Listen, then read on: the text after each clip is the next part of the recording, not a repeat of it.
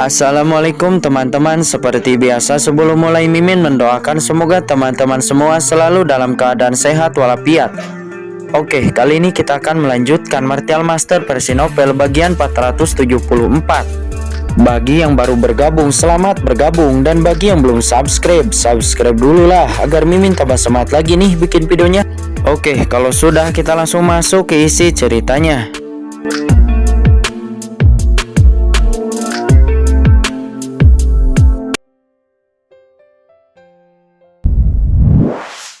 Ribuan meter di dunia luar, tetapi di sini dia hanya membelah jurang sepanjang setengah meter. Kesenjangannya terlalu besar. Tidak heran mereka jatuh sebelumnya dan itu terasa sangat menyakitkan. Tanah di sini terlalu keras, hampir setara dengan material kelas 9. Tempat apa sebenarnya ini? Qin-Chen mengerutkan kening. Apa yang membuat Qin-Chen semakin khawatir adalah bahwa Qin Mo dan Peng Kang-an juga jatuh dari lorong saat ini, menghantam tanah dengan keras, menyakitkan dan melihat sekeliling.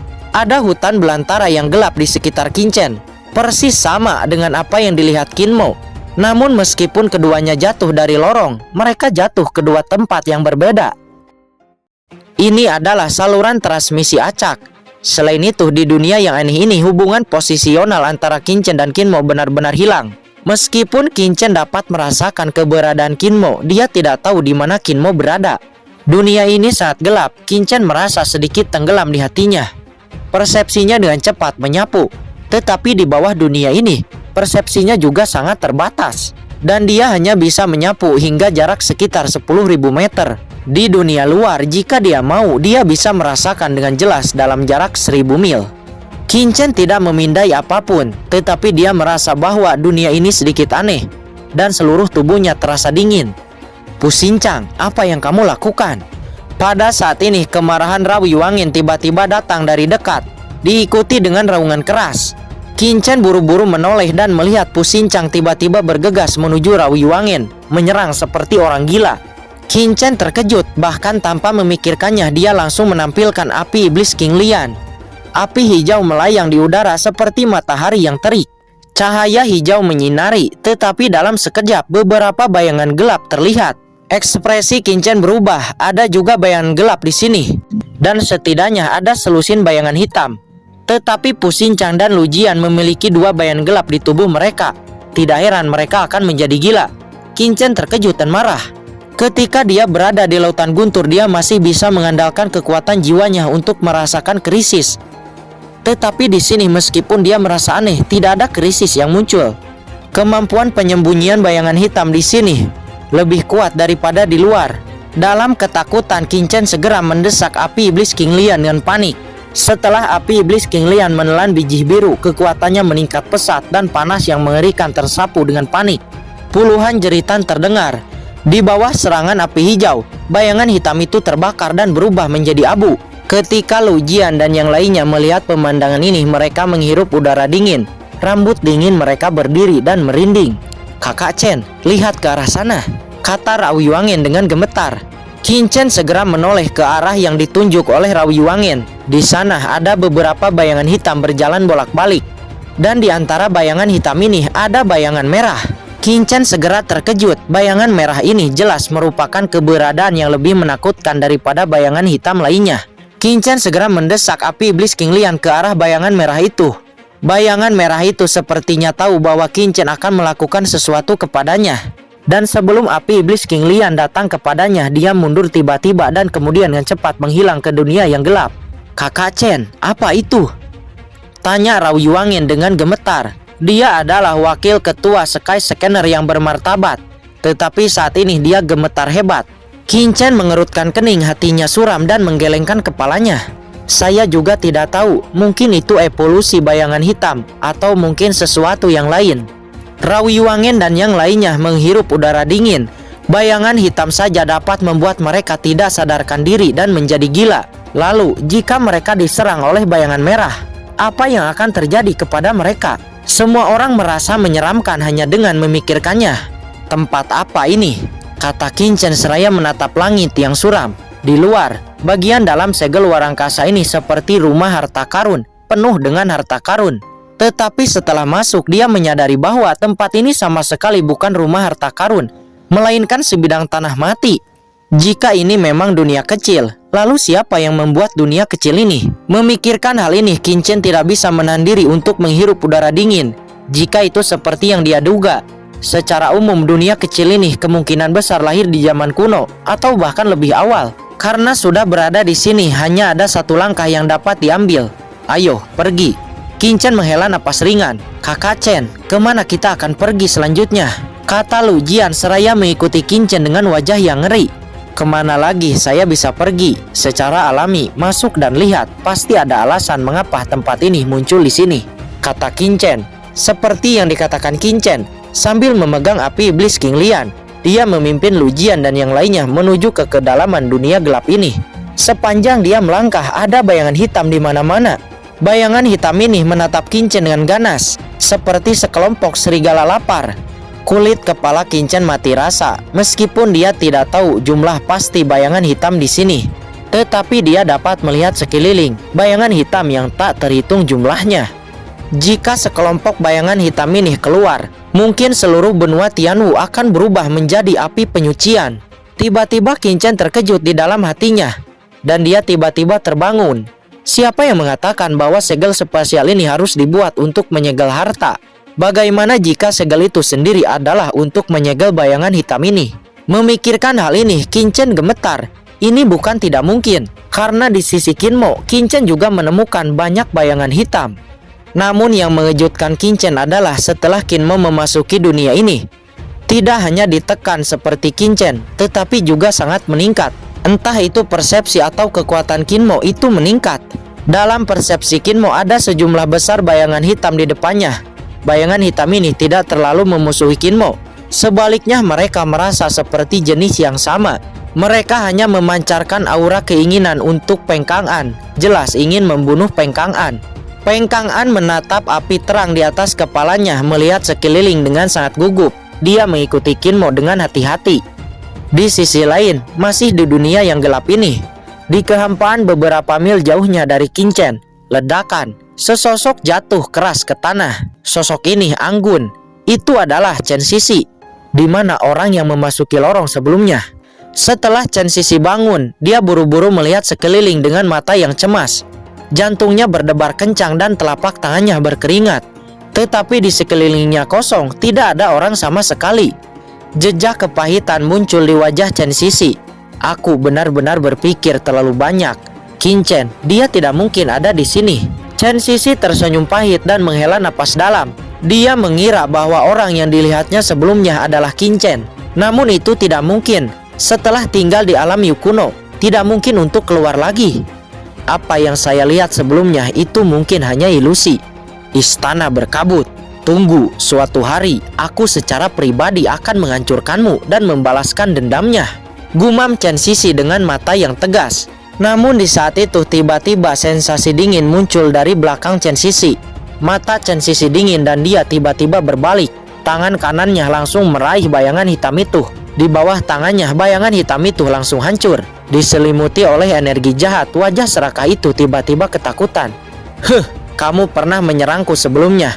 Mengira trik yang sama bisa digunakan untuk kedua kalinya. Energi iblis di tangan Chen Sisi melonjak dengan liar, menusuk ke dalam tubuh bayangan hitam. Bayangan hitam itu berjuang keras, berusaha menyingkirkan kendali Chen Sisi. Tapi itu tidak berguna. Bayangan hitam itu langsung ditelan oleh Chen Sisi dan berubah menjadi ketiadaan. Napas dingin melonjak di tubuh Chen Sisi. Napasnya tiba-tiba menjadi lebih dingin. Dan pada saat yang sama, kultivasinya tampaknya meningkat, memancarkan napas sedingin es. Nyaman. Wajah Chen Sisi dipenuhi dengan energi hitam dan matanya menjadi lebih jahat. Tetapi dia tidak peduli. Boom! Energi iblis yang tak terhitung jumlahnya keluar dari tubuhnya. Energi jahat ini meledak ke segala arah. Tiba-tiba jeritan ngeri terdengar, dan 7 atau 8 bayangan hitam diselimuti oleh energi jahat ini dan terus-menerus ditelan oleh Chen Sisi. Hahaha, Master Sekte Iblis Ilusi mengatakan padaku untuk menghilangkan energi jahat ini. Mengapa kamu ingin menghilangkannya? Kata Chen Sisi. Dia terus-menerus menyerap kekuatan bayangan hitam ini. Dalam sekejap bayangan hitam ini ditelan. Napas Chen Sisi segera meningkat secara signifikan. Hahaha, aku ingin menjadi lebih kuat. Aku ingin terus menjadi lebih kuat. Hanya dengan cara ini aku bisa membalas dendam. Aku ingin membalas dendam. Chen Sisi meraung, rambut hitamnya berterbangan seperti iblis.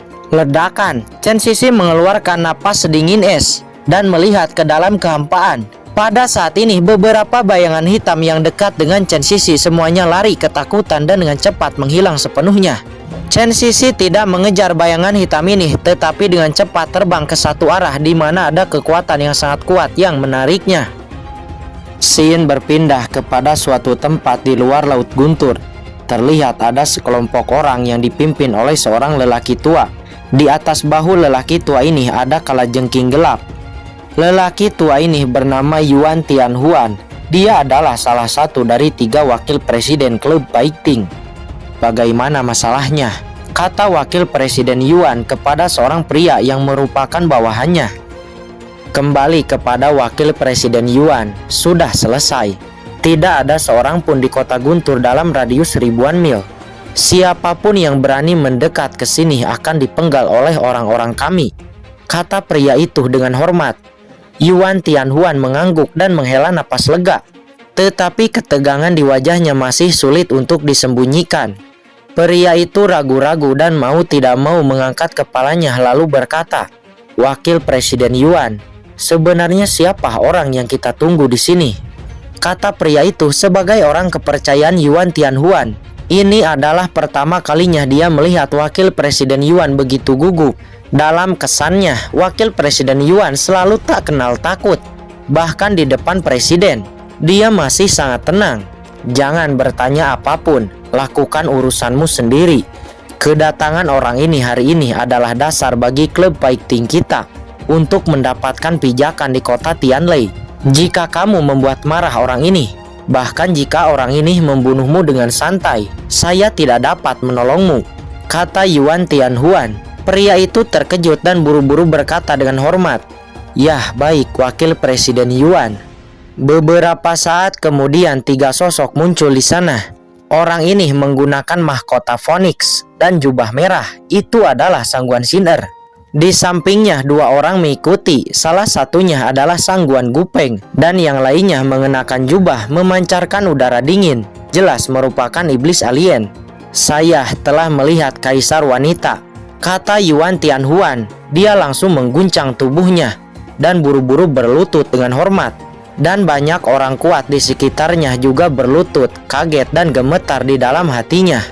Pengunjungnya ternyata adalah penguasa istana berkabut Sangguan Sin'er yang dikenal sebagai orang pertama di benua Tianwu.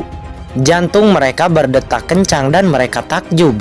Pantas saja wakil presiden Yuan harus begitu gugup sebelumnya. "Bangun, bagaimana semuanya?" kata Sangguan Sin'er bertanya dengan acuh tak acuh. "Kaisar wanita, masalah ini sudah selesai. Pemimpin klub telah bergabung dengan kekuatan besar di kota Tianlei untuk membuka celah di tanah sihir kuno. Sekarang pemimpin klub telah memasuki tanah sihir kuno dengan kepemimpinan pasukan utama. Menurut pesan terakhir dari Master Club Fighting, tanah sihir kuno itu akan segera membuka sebuah lorong. Cukup bagi siapa saja untuk memasukinya. Satu-satunya masalah sekarang adalah setelah beberapa perpindahan, segel luar angkasa itu kebetulan datang ke lokasi guntur kematian," kata Yuan Tianhuan berkata dengan hormat. "Guntur kematian?" Sangguan Sin'er sedikit mengernyit, lalu menggelengkan kepalanya dan berkata, "Tidak apa-apa, istana ini memiliki caranya sendiri. Istana ini hanya ingin tahu, apakah tempat ini seperti yang dikatakan beberapa orang," kata Sangguan Sin'er seraya menoleh ke arah pria berjubah hitam di sisinya. Jie, jangan khawatir, Tuan Permaisuri. Kursi ini ada di depan Tuan Permaisuri. Secara alami saya tidak berani berbicara omong kosong. Selama Tuan Permaisuri dapat melakukan apa yang pernah diminta oleh kursi ini, klan kami pasti akan membantu Tuan Permaisuri mendominasi dunia dan menyatukan seluruh dunia." "Oh," Sangguan Sin'er melihatnya tanpa berbicara. Sepertinya kaisar wanita masih tidak percaya. Bayangan hitam itu tersenyum aneh, Jie, lalu menoleh ke arah Yuan Tianhuan dan berkata, Yang mulia, setelah segelnya rusak, apakah hal-hal aneh yang pernah diperingatkan oleh kursi ini terjadi? Yah, benar. Setelah segel dibuka, banyak master dari pasukan utama tiba-tiba menjadi gila. Belakangan saya mengetahui bahwa beberapa bayangan hitam tiba-tiba muncul dari segel. Bayangan itu seperti hantu. Bahkan Martial Emperor tahap akhir sangat sulit untuk melihatnya.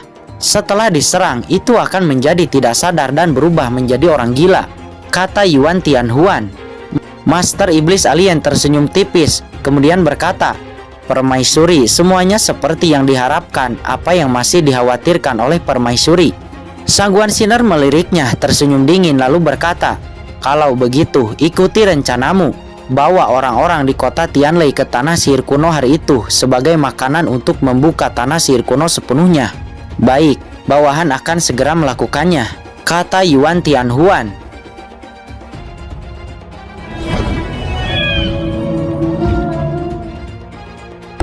Oke guys, sudah dulu ya. Jangan lupa subrek biar lanjut terus ceritanya. Bagi yang sudah subrek, mudah-mudahan dimudahkan rezekinya. Mimin undur diri. See you next and goodbye.